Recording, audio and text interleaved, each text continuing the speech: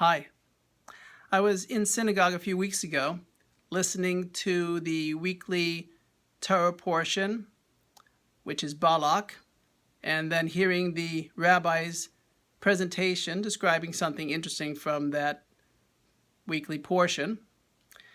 And he was talking about the story of Bilam, who had been employed by King Balak to curse the Jewish people. Bilam was a very powerful prophet who had the power to curse whoever he chose to curse. So in that story, Bilam is proceeding to curse the Jewish people, trying to find a location to do so. And as he's going along to get to that location, an angel appears and blocks his way. Now, Bilam can't see this angel, but apparently his donkey, who has much better eyes than the prophet Bilam, can. So the donkey keeps on turning away from the angel and blocking Bilam and making it impossible for Bilam to progress and go forward. Bilam is very angry and starts to curse and tell the donkey how angry it is with it and that he's tempted to kill the donkey. The donkey turns to him and starts to say, "I've been your loyal donkey for my whole life. Why would I do anything to want to harm you? Can't you see there's an angel right in front of you?" Now, I don't know about you, but I suspect both you and me, if our donkey, our loyal donkey, would turn around to us and start talking to us, we would go, "Wow, my goodness, you could talk?" There would be some surprise, some reaction, rather than just engaging in the conversation with a donkey. Bilam had no strong reaction at all. He just entered into the argument. And what the rabbi was saying about this is there was a certain quality in Bilam that he wasn't impressed by anything. He had the inability to feel any awe. He was, as the story is told, he was visited by God a few times, who made it pretty clear that he was giving Bilam no permission to actually curse the Jewish people. But Bilam thought maybe God would change his mind. No sense of awe for the clarity of vision and purpose and goodness of a God who knows what should be done and what shouldn't be done. Bilam could not be impressed. And because of that, he came to a negative end and goes down in history as the prophet that couldn't even see as well as his donkey. Well, hearing those words gave me an insight to another man that was so amazing that I really wanted to share it with everybody. And that other man is a different prophet. His name is Moses. And we're actually told that the two of them are compared. Moses was the prophet for the Jewish people, and Bilam was a prophet for the other nations. And they're both shown or described in Jewish sources as being very powerful prophets in their own right. But then let's look at the contrast between Moses and Bilam. And we can see that contrast in many ways. I mean, just to mention a few. Moses, who lived in the lap of luxury, living in Pharaoh's home, but was not satisfied with that and then went out to look at the plight of his brothers and sisters, his Jewish brothers and sisters who were in slavery, saw one man beating a Jew and couldn't just ignore that, but had to intervene and basically kill that overseer that was beating the Jew. This was a person that thought of the needs of others. Moses was also described in the Torah as being the most humble man in the whole world. So there's something about this humility that I think, and the humility and thinking of others, that I think really feeds into what I wanted to say about Moses. And what we can see about Moses most powerfully is in chapter 3 of Exodus, where Moses has his first encounter with God. And what it says is, Moses was shepherding the sheep of Jethro, his father-in-law, the priest of Midian. He guided the sheep far into the wilderness, and he arrived at the mountain of God towards Horeb. An angel of God appeared to him in a blaze of fire from amid the bush. He saw, and behold, the bush was burning in the fire, but the bush was not consumed. Moshe thought, I will turn aside now and look at this great sight. Why will the bush not be burned? God saw that he had turned aside to see, and God called out to him from amid the bush and said, Moses, Moses, and he replied, Here I am. So there's a few things to notice in this story. The first thing to notice is the word behold. Moses says the word behold. In Hebrew, the word is hine. It basically means that something outstanding is before you. Something that stops you in your tracks, takes your breath away, and says, I must be in the presence of this and take it in.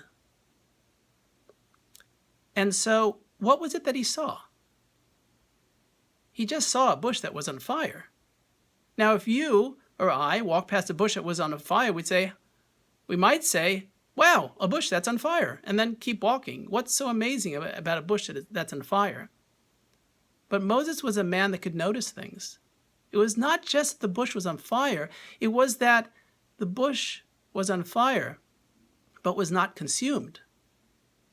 The fire was not burning it up.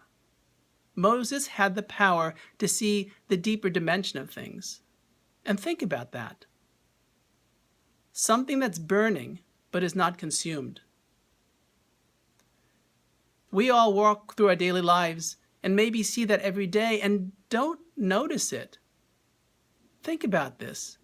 Every person you encounter is a fire that's burning and is not consumed. What is fire? Fire is combining elements where a powerful energy is liberated. Well, what is it that makes a human being physically operate? It's metabolism. It's a combination of the oxygen with the other elements that liberates energy, that makes us think and work and transform our world.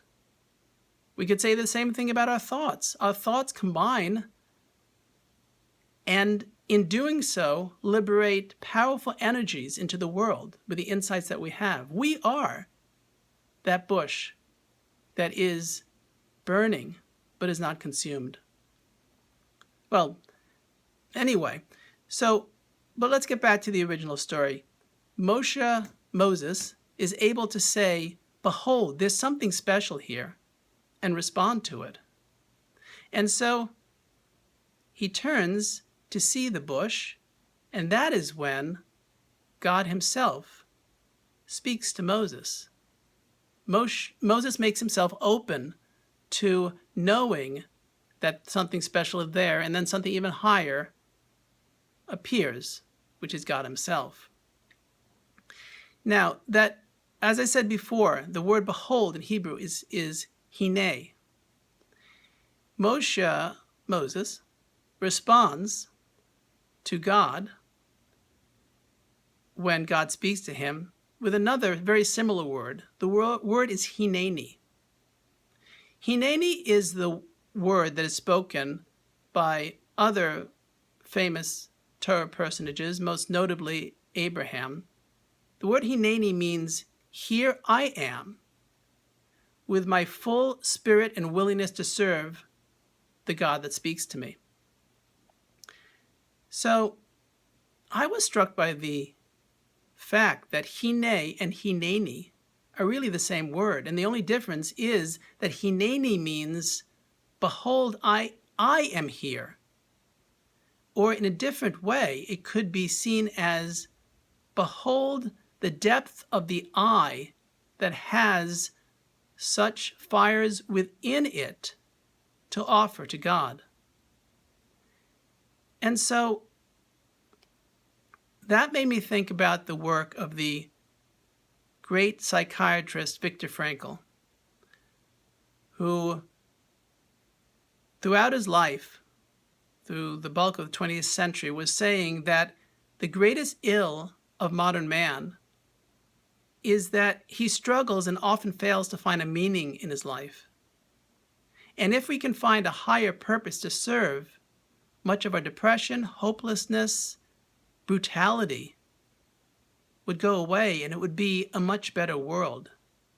And I think in the story of Moses, in his coming to find something so much grander and higher than him, and finding that he had a purpose, because, well, I'll just say, right after Moses says, Heneni, here I am, that's when God says, I have a purpose for you. You need to go back to Egypt and free your brothers and sisters. You have been appointed as the one to do so. It's when Moses receives that charge, or when each of us discovers that we are here for a purpose, then life and the world can become different.